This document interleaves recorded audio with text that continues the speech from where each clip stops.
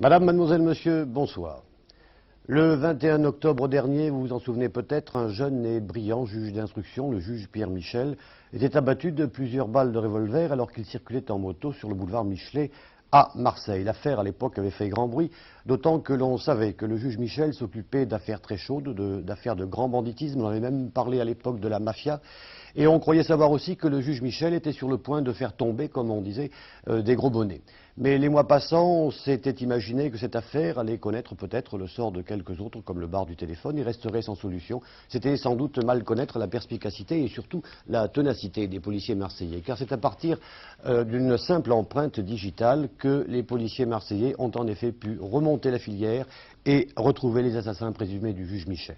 Ce matin, le procureur de la République à Marseille, M. Villatte, a expliqué et a développé les derniers rebondissements de cette affaire au micro de Rémi Champenois.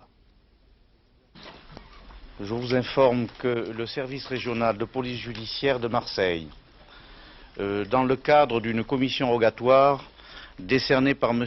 Guérin, juge d'instruction, concernant l'assassinat de M. Pierre Michel, a procédé ces dernières 48 heures à plusieurs interpellations. 3 personnes ont été présentées ce matin au juge d'instruction. J'ai requis les inculpations suivantes contre ces personnes qui sont M. Sciaramaglia Gilbert, Giardina Charles et Danti Daniel. Contre les 2 premiers, j'ai requis les inculpations suivantes: homicide volontaire avec préméditation, complicité, recel, infraction à la législation sur les armes, association de malfaiteurs et complicité. Et contre le 3e, j'ai requis inculpation supplétive d'association de malfaiteurs et complicité et d'infraction à la législation sur les armes. Je tiens à vous préciser que l'enquête n'est pas pour autant terminée, que des investigations se poursuivent.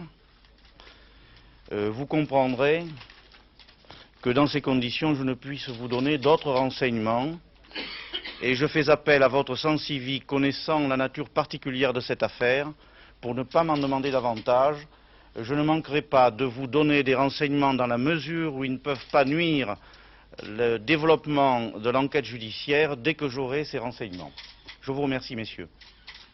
Vous avez sans doute relevé comme moi cette phrase du procureur Villatte: l'enquête n'est pas pour autant terminée. Car si cette triple arrestation fait en effet progresser d'une façon énorme cette enquête, elle ne répond pas pour autant à toutes les questions que l'on est en droit de se poser ce soir. Et d'abord la première: pourquoi ces hommes ont abattu le juge Michel? Et la seconde: qui éventuellement les a payés pour abattre le juge Michel?